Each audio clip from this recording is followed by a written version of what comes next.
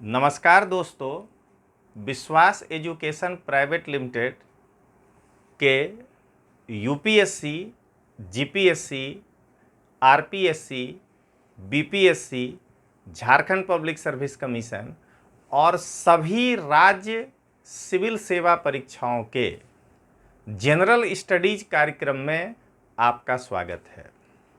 दोस्तों, आज हम लोग फर्स्ट लेक्चर आपके सामने एक डेमो के लिए रख रहे हैं कि इस प्रकार का ही जो है हम लोग पूरा का पूरा डीप में आपको मॉडर्न इंडिया पढ़ाएंगे।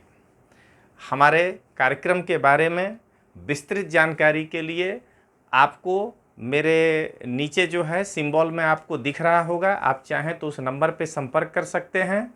आपको किसी प्रकार की ऑनलाइन क्लास के लिए बातचीत करनी हो तो आप जो है उस पर संपर्क करके उस फ़ोन से पूछ सकते हैं। जो भी जानना हो, जितनी प्रकार की जानकारी आप वहाँ से ले सकते हैं। हमारा यह कार्यक्रम यूपीएससी की प्रारंभिक परीक्षा और गुजरात पब्लिक सर्विस कमीशन के डीवाईएसओ, एसटीआई, पीआई और क्लास 1-2 के साथ साथ आधुनिक भारत का यह मेरा पहला लेक्चर होने जा रहा है के साथ साथ जो है राजस्थान पब्लिक सर्विस कमीशन का प्रीलिम्स देने वाले, राजस्थान में अगर एसआई का एग्ज़ाम होने जा रहा है तो उसमें जो मॉडर्न इंडिया आपको पढ़ना है, आधुनिक भारत, उसके लिए यह एक स्पेशल क्लासेस है।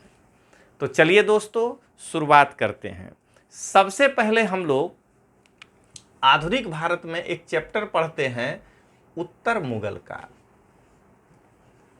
लेकिन चूंकि आप को मैं प्राचीन भारत या मध्यकालीन भारत अभी नहीं पढ़ाया हूं, ये डेमो लेक्चर है, वरना वहां तो सीक्वेंस में आएगा।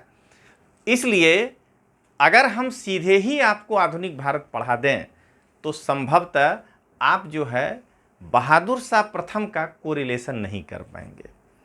इसलिए उत्तर मुगल काल चैप्टर के लिए हम लोग सबसे पहले एक वंशावली बनाएंगे जिसमें आपको ये बताने का प्रयास करेंगे कि मुगल शासक बाबर से लेकर के बहादुर शाह द्वितीय तक किस चैनल या किस जो है कहिए कि पीढ़ियों के द्वारा भारत पे शासन किया है। तो चलिए दोस्तों, शुरुआत करते हैं। तो यहां पर पहले हेडिंग देते हैं मुगल शासक। मुगल शासक, जैसा कि हम सभी जानते हैं कि मुगल वंश का संस्थापक बाबर था। तो सबसे पहले हम लोग बाबर से जो है एक ट्री बनाएंगे, चार्ट सारे मुगल राजाओं का। तो पहला है जहीरुद्दीन मोहम्मद बाबर बादशाह गाजी, ये इसका पूरा नाम है। लेकिन हम लोग बाबर के नाम से भी केवल अगर जानें तो कोई समस्या नहीं होनी चाहिए। ये तो सिर्फ इंट्रोडक्शन के लिए आपको पूरा बता रहे हैं। इनका भारत में शासन का काल रहा है 1526 से लेकर के 1530 तक। अब इसमें याद करने का एक टेक्निक है कि सबके नाम के आगे बादशाह लगा होगा गाजी। ये हम बताएंगे आपको स्पेशल क्लास में, जब आपको दिल्ली सल्तनत शुरू करेंगे कि दिल्ली सल्तनत का राजा क्यों अपने को सुल्तान कहता है और मुगल अपने को बादशाह कहता है। तो बादशाह गाजी इसका जो है इधर का टाइटल याद रखिएगा। मोहम्मद यहां याद रखना है, जहीरुद्दीन और बाबर यही दो नाम बदलेगा, याद करने का तरीका। तो अब जरा देखें कि बाबर के बाद जो अगला राजा हुआ है वो है नासिरुद्दीन मोहम्मद हुमायूं बादशाह गाजी। तो अगला राजा जो है मुगल बादशाह वो है नासिरुद्दीन मोहम्मद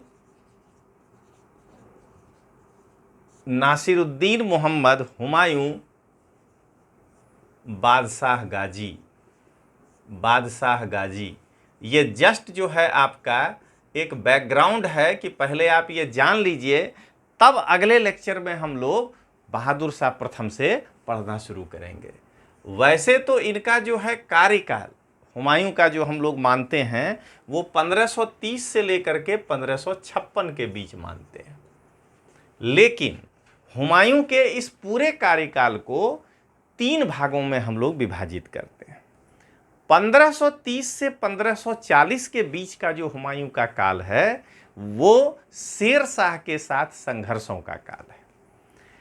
1540 से 1555 का जो काल है वो हुमायूं के निर्वासन का काल है, और 1555 से लेकर के 1556 का जो काल है उसमें जो है उसने अपने सत्ता का पुनर्स्थापना किया है। तो इस प्रकार से हुमायूं के ऐसे तो बादशाह के रूप में कार्यकाल 1530 से 1556 ईस्वी मानते हैं, किंतु हुमायूं के इस पूरे कार्यकाल को 3 भागों में हम बांटते हैं।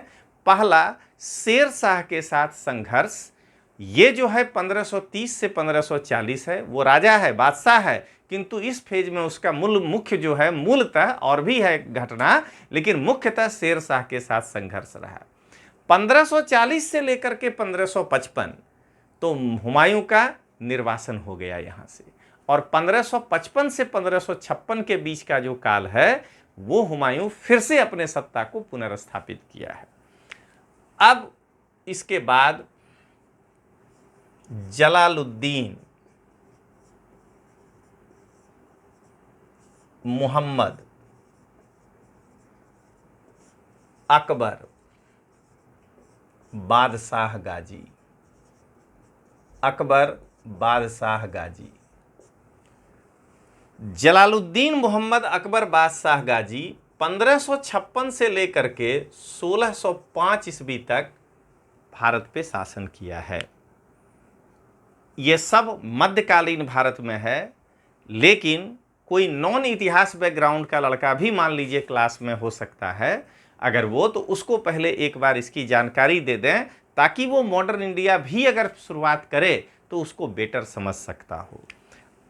अब जलालुद्दीन के बाद नूरुद्दीन मोहम्मद जहांगीर बादशाह गाजी, नूरुद्दीन मोहम्मद जहांगीर बादशाह गाजी, ये 1605 से लेकर के 1627 ईस्वी तक शासन किया है। यहाँ तक मुगल बादशाह के नाम का पैटर्न एक जैसा चलता है। मुहम्मद बादशाह गाजी सब में होता है, और उसके बाद उसका मूल नाम जो है बाबर, हुमायूं, अकबर, जहांगीर, और साथ में वो जो है टाइटल ले लिया जहीरुद्दीन, नासिरुद्दीन, जलालुद्दीन, नूरुद्दीन। तो इस तरह से ये जो प्रारंभिक 4 मुगल बादशाह हैं, इनके नाम रखने का पूरा इस तरीका से है। इसके बाद शाहजहां से जो है ये बदल जाता है। ये है अबुल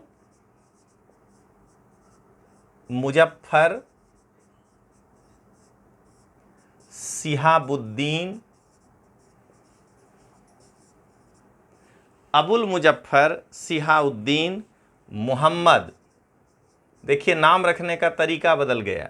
मुहम्मद के पहले इतना आ रहा है अबुल मुजफ्फर सिहाबुद्दीन, जैसे नूरुद्दीन वैसे सिहाबुद्दीन। सिहाबुद्दीन साहिब किरान ए सानी। अब इसके बाद कहता है बादशाह गाजी। तो ये 1 साल यहाँ पे सत्ता के लिए संघर्ष हुआ है। 1628 से लेकर के 1658 तक ये शासन किया है, और इसके बाद औरंगजेब शासन करता है। ये है अबुल मुजफ्फर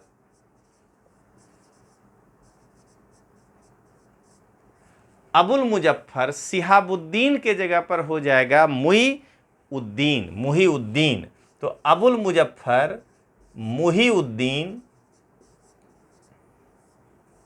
औरंगजेब बादशाह गाजी। ये मध्यकालीन मुगल राजाओं के बारे में आप जान रहे हैं। 1658 से लेकर के 1707 तक ये पूरा का पूरा हम लोग मध्यकालीन भारत के अंदर पढ़ते हैं और ये एक मध्यकालीन भारत का पूरा एक पार्ट हो गया मुगल वंश।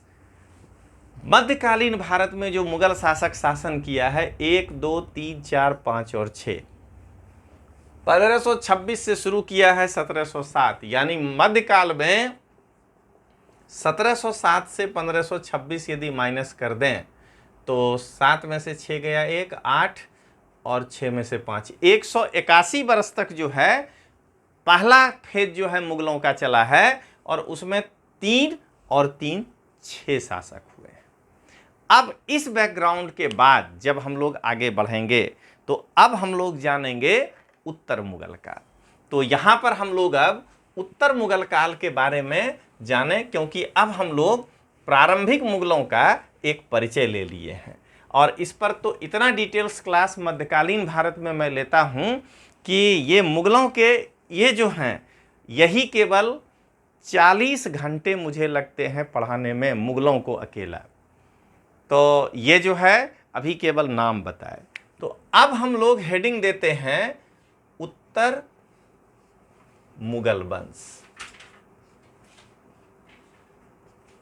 सिर्फ कनेक्शन के लिए यहां पर अब अकेला नाम लिख देते हैं औरंगजेब, जिससे कि आपको यहां से सोचने में आसानी होगी। 1658 से 1707 ईस्वी। दोस्तों आगे बढ़ने के पहले आपको एक इन्फॉर्मेशन दे दें कि मैं रजनीश सिंह तोमर विश्वास एजुकेशन प्राइवेट लिमिटेड का मैं डायरेक्टर हूं और मैं 21 वर्ष से इस फील्ड में हूं। हमने दिल्ली में भी 2000 से 2013 तक पढ़ाया, लेकिन चूंकि मुझे गुजरात बहुत अच्छा लग गया इसलिए मैं 2003 से 2021 तक गुजरात में हूं, जिसमें कि 3 से 13 मैं दोनों जगह पढ़ाता था।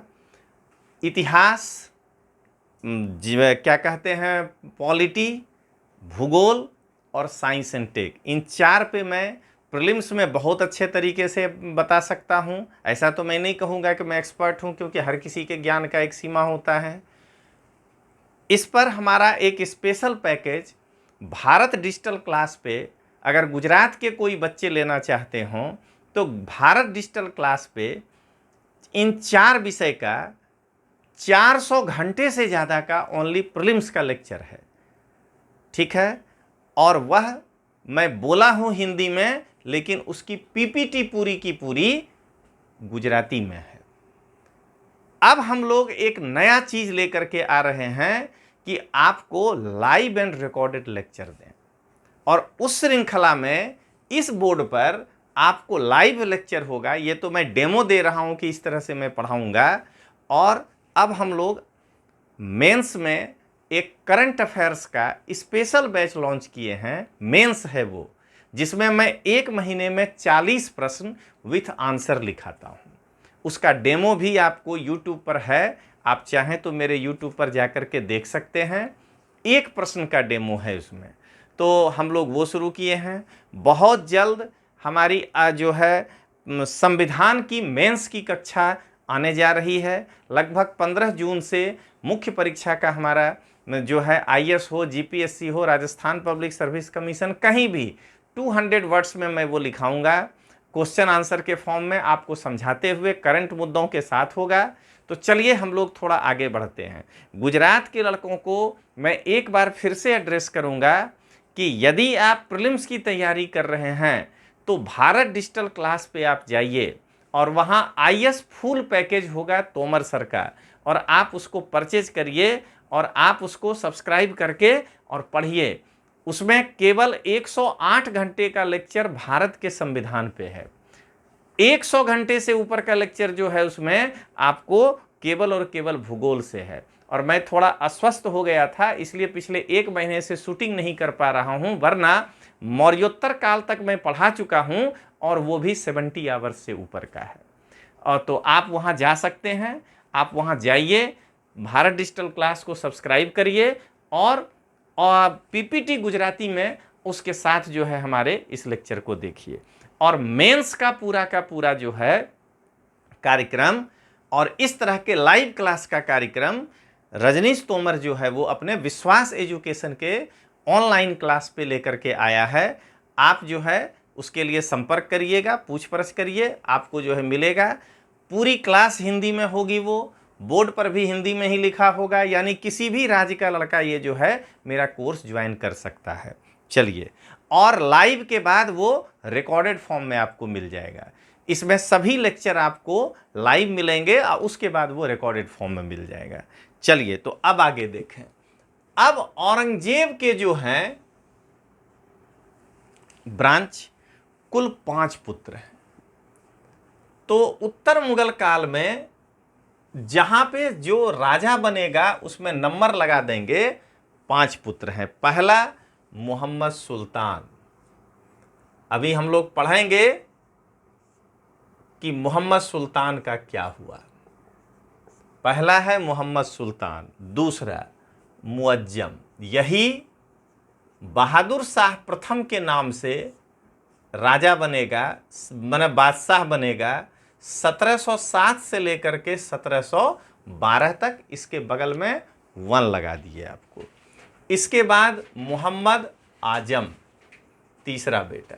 अभी हम लोग पढ़ेंगे उत्तराधिकार का युद्ध। जब इसको डिटेल्स पढ़ेंगे तो देखेंगे कि किस तरह से ये युद्ध होता है। और अकबर, ये तो बेचारा बीचे में मारा गया था विद्रोह करने के कारण, तो इसके बारे में नहीं आएगा। और अगला था कामबख्श। तो कामबख्श और मोहम्मद आजम कैसे उत्तराधिकार के युद्ध में मुअज्जम से पराजित हो गया। ठीक है, अब मुअज्जम के हाथ में सत्ता आया है।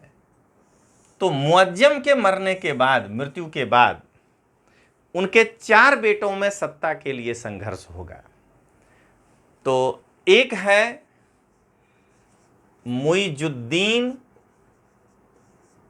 जहांदार शाह। ये जुल्फिकार खां के सहयोग से राजा बना है। यहां से मुगलों की शक्ति इतनी कम हो गई कि अब दरबारी जो है मिल करके वो जो है राजा बनाने लगे हैं। तो जुल्फिकार खां के सहयोग से बना है 1712 1713 में। ये दूसरा है। इसके भाई अजीमुस्सान,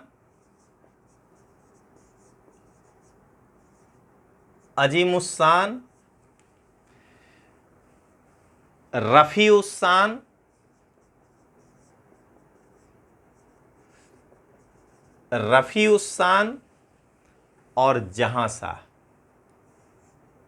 ये 4 बेटे थे। फिर जब हम लोग इतिहास पढ़ेंगे तो अजीमुस्सान की तो हत्या हो गई, लेकिन उसका बेटा फर्रुखसियर उस समय पटना में था। तो फर्रुखसियर जो है वो सैयद बंधुओं के सहायता से जहांदार शाह को 1713 में अपदस्थ कर देगा और सत्ता उसके हाथ में चला जाएगा। तो क्या देखेंगे हम लोग इसके बाद? इसके बाद सत्ता फर्रुखसियर के हाथ में आ जाता है और ये 1713 से 1719 तक जो है सत्ता संभालता है। ये है आपका तीसरा उत्तर मुगल कालीन शासक। अब यहां के बाद जब ये षड्यंत्र करने लगा सैयद बंधु को हटाने के लिए, तो सैयद बंधु इसकी ही हत्या कर देता है। ये हम लोग आगे पढ़ेंगे। और उसके बाद वो रफीउस्सान के बेटे रफीउद्दर्जात को जो है सत्ता में लेकर के आता है।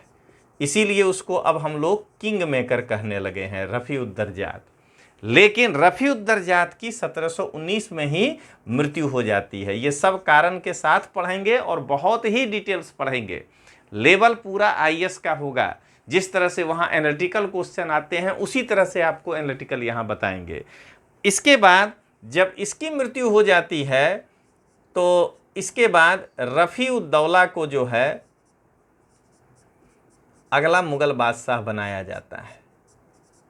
ये है 5वां। यहां तक ये सैयद बंधु है। एक और अभी आएगा मोहम्मद शाह सैयद बंधु। लेकिन रफीउद्दौला की मृत्यु के बाद इसके बेटे मोहम्मद इब्राहिम को नहीं बनाया गया राजा। इसीलिए मैं आपको कह रहा हूं कि पहले पूरा चार्ट देखें। मोहम्मद इब्राहिम को नहीं बनाया गया। जहां शाह के बेटे मोहम्मद शाह को, जिसको हम लोग रंगीला कहते हैं, मोहम्मद शाह रंगीला को जो है अगला मुगल बादशाह बनाया गया 1719 से 1740 तक। ये जो है राजा रहा है, मुगल बादशाह रहा है। मोहम्मद शाह रंगीला के बाद अहमद शाह इसी वंश का 7वां उत्तर मुगल बादशाह बनता है और ये 1748 से लेकर के 1754 तक शासन करता है। इसके बाद सत्ता फिर वापस इस जहांदार शाह के वंशज के पास चला आता है। 13 और 54 एक पीढ़ी बीच में जो है केवल गैप आएगा। तो क्या देख रहे हैं, इसके बाद जहांदार शाह के परिवार से आलमगीर सेकंड जो है मुगल बादशाह बनता है, जो कि 1754 से 1759 तक यहाँ पे शासन करता है और ये 8वां बादशाह होता है मुगल का। इसके बाद शाह आलम टू, जिसको कि उसका वजीर ही जो है आंख निकाल लिया था और इस कारण से वो अंधा हो गया था, शाह आलम टू। शाह आलम टू जो है अंधा होने के बावजूद, जरा सोचिएगा कि उस समय की पॉलिटिकल कंडीशन कैसी थी कि ये इतना लंबा समय तक शासन किया है, 1759 से 1806, क्योंकि यह एक संरक्षित, एक जो है कहिए कि पेंशन याफ्ता बादशाह है। कभी मराठों के संरक्षण में चला जाता है तो कभी अंग्रेजों के संरक्षण में आ जाता है। अब दोस्तों इसके बाद जरा इधर ट्री बना देते हैं, अकबर सेकेंड अगला। ये अकबर चूंकि राजा नहीं बन पाया इसलिए ये सेकंड नहीं माना जाएगा, वो कोई राजा अपना नाम नहीं रखता है, हम इतिहासकार सुविधा के लिए 1 और 2 लगाते हैं। तो ये 1806 से 1836 तक जो है मुगल बादशाह रहा और तब इसके बाद अंतिम मुगल बादशाह जो हैं वो हैं हमारे बहादुर शाह टू। और बहादुर शाह टू जो हैं वो 1836 से लेकर के 1856 तक जो है शासन किया। ये 9वां राजा, ये 10वां बादशाह और ये 11वां बादशाह। क्या देखे आप कि 1526 और 1707 कुल मिलाकर के 181 साल। एनालाइज करिएगा, आपको पूरा डिटेल समझाएंगे। तोमर सर के क्लास का पहला बेनिफिट यही है कि किसी भी चीज को, तोमर सर भगवान बुद्ध को अपना गुरु मानते हैं, तो किसी भी चीज को बिना एनालिसिस के स्वीकार नहीं करना है और आपको हर चीज का एनालिसिस ही हम बताएंगे, ऐसे आपको नहीं कहेंगे कि आप इसको याद कर लीजिए। तो अब देखिए 181 साल में बाबर 1, हुमायूं 2, अकबर 3, जहांगीर 4, शाहजहां 5 और औरंगजेब 6। 181 साल में 6 राजा रहा है। अगर हम एवरेज निकालना चाहें 30 साल एवरेज बनता है एक राजा का। हालांकि अकबर और क्या कहते हैं औरंगजेब यदि लगभग देखा जाए तो लगभग 50-50 साल जो है शासन करता है। आप अगर अकबर को देखिए तो 49 ईयर्स है, 1556 से 1605। और अगर आप आलमगीर को भी देखते हैं तो 1659 से 1707, 48 ईयर शासन करता है। 30-30 साल का एवरेज बनता है। लेकिन यहां यदि नाम मात्र ही है, लेकिन यदि 1857 और 1707 के बीच हम निकालना चाहते हैं तो 150 साल यहां भी मुगलों ने शासन किया है। और इस 150 साल में यदि हम गिनते हैं तो कितना राजा मिलता है? 11 शासकों ने शासन किया है। पॉलिटिकल कंडीशन कैसा होगा, हमारा नेतृत्व किस प्रकार का होगा, जरा इसको सोचिएगा। तो अगर हम इसको गुना कर दें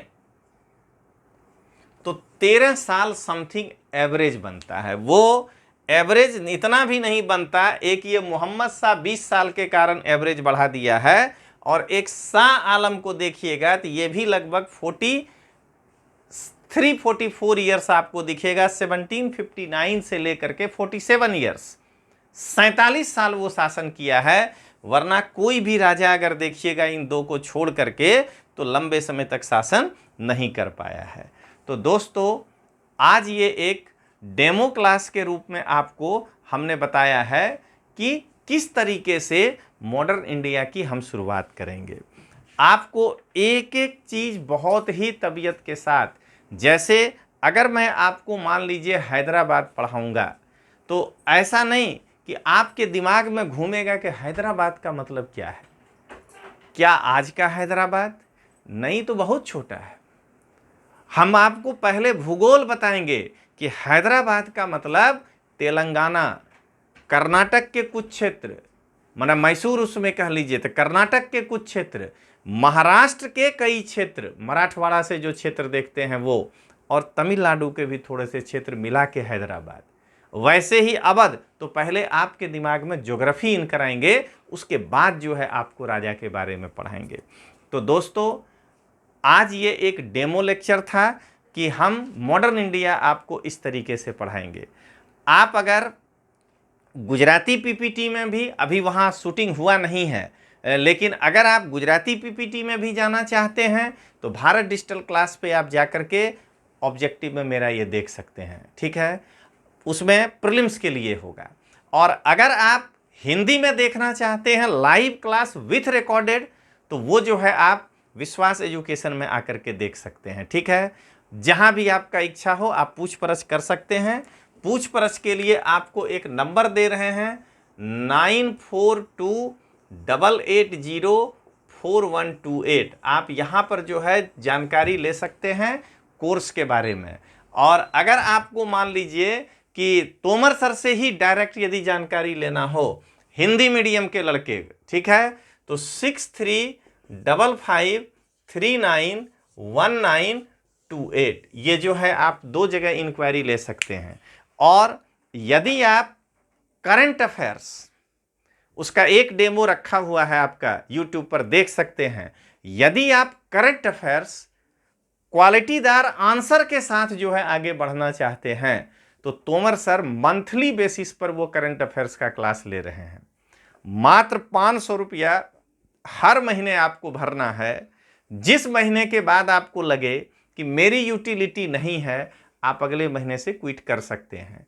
एक महीने में करंट अफेयर्स के 12 लेक्चर होंगे, 40 क्वेश्चन विथ आंसर 200 शब्द में मैं आपको लिखाऊंगा गुणवत्ता के साथ, ये बताते हुए कि इसके इंट्रो में यदि इतना ही लिखिएगा तो इंट्रो के 2 मार्क में आपको 0.35 मिलेगा, इतना ऐड करिएगा तो 0.7 मिलेगा। 1.25 मार्क पाने के लिए क्या लिखना होगा, बॉडी में क्या होना चाहिए, इन सबों के साथ जो है। और करंट अफेयर्स को टॉपिक में बांट करके आपको मैं पढ़ाने जा रहा हूं।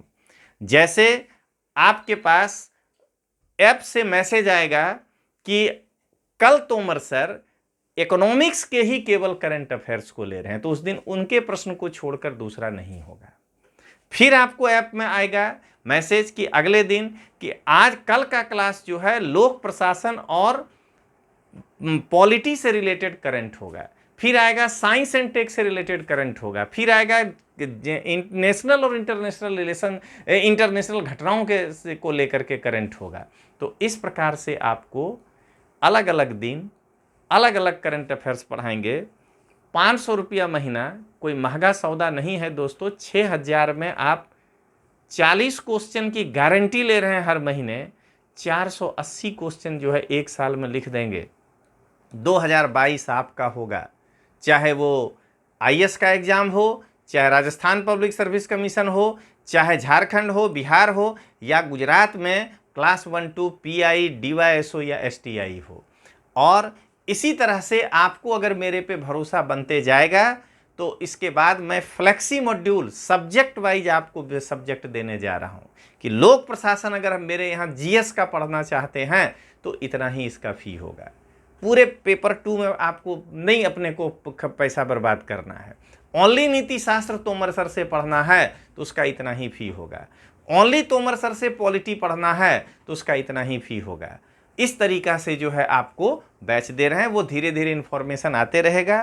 तो चलिए दोस्तों, मिलते हैं हम लोग अब अगले क्लास में। जय हिंद, जय भारत।